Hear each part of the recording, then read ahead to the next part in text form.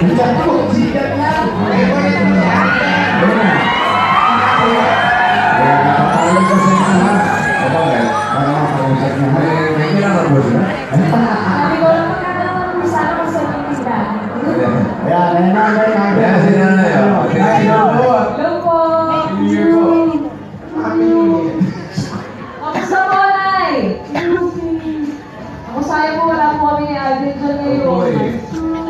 Hintayin po kayo ni Mama kaninang umaga.